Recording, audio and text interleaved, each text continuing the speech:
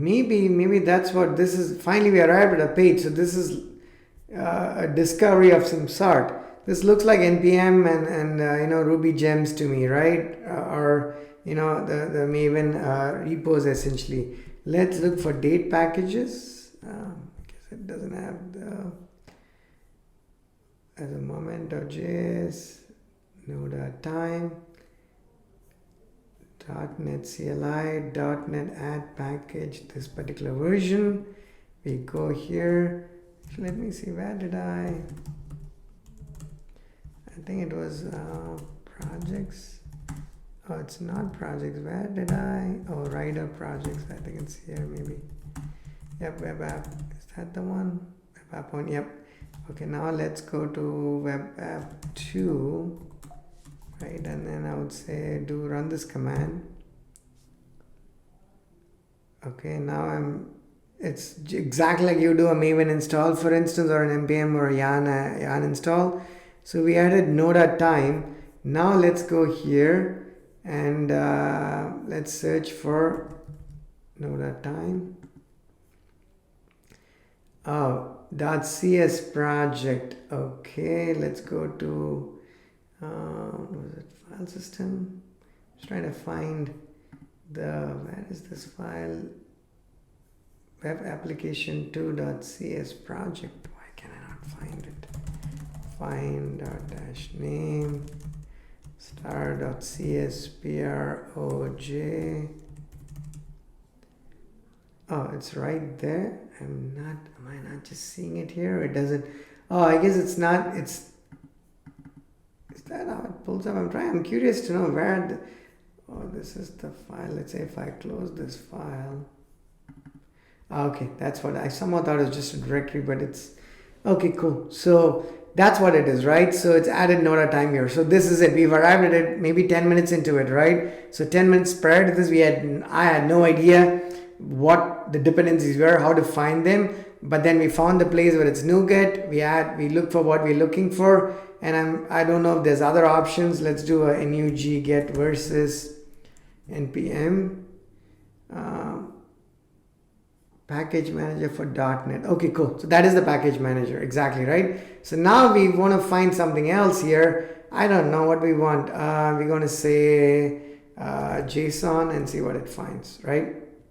Okay, high performance JSON stuff. You're adding the package, and then we go back here, we add it, and then like 10 seconds later we're going to see that show up here, right? And that's the version number. Okay, cool, got it. So the package.json that I added here, maybe I can see where that might come into play, but not relevant to what we were interested in actually finding out.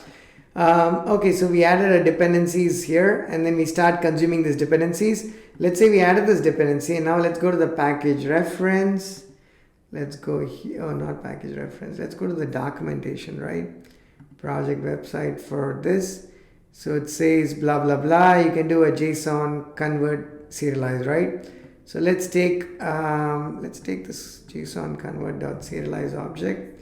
Let's go to our code here. We're not going to do anything like that, but let's say I put it here, right? Okay, I'm going to do an import Apple. Oops, did I hit the wrong shortcut?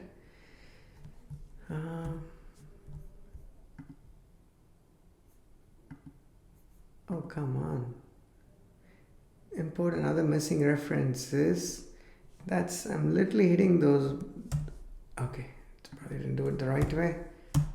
And then what do we need to give here? It gives it a product, right? So we don't have that object, but we can try to. I'm wondering whether we can, maybe not this. We just have to create maybe our weather forecast, right? Let's say we have a new weather forecast. And then it serialized it. Let's see what happens if we return this one. Oh, of course, it's not going to like it because what is the return type for the serialized object? Let's go there. It's trying to return like a string. Let's go here. Actually, you know what? Let's make a copy of this. Let's call it API 3. So we don't mess with our other stuff there. That looks all right. And now we're going to change this to a string. I clearly have no idea what I'm doing here, but let's see what happens, right? Okay. Remember, the same signature is already declared. So there is a get. Okay. I need to do a get 3, right? Why does it? Oh, get 3 is only there. Oops. Let's do a get 4 then. And we make it an API 4. Apply changes. And now let's run it and see how embarrassed I'm going to get. Are we running this? Let me just restart it. I think I was running it, but because we added a bunch of dependencies, we are probably better off just restarting it. Okay, that's still running. That's running. We'll see API 4. Okay, right. So it's all the defaults, right? These are all the default values. So all that we did is in the previous case, we were doing like a key value pair. In this case, we added a new dependency and we serialized the object, right? Sending it back. So this is actually not bad at all. It took 15 minutes, maybe a bit more to get here, but you get the idea, right? Now you can start adding these dependencies. And if someone gave you a problem, in a week's time, you can actually create a pretty nifty, decent .NET application, right? That's the whole idea. And I think that's the purpose, right? So again, if you don't know the language, don't know the framework, don't get bogged down by it, it is just a matter of time, because the fundamentals are actually not going to be very, very different, right? Not going to be very different. I don't know what very, very different means. I'm glad I went through this exercise with it. And I usually don't come prepared, trust me, right? And you can tell the fact that I'm sometimes scrabbling to find the answers.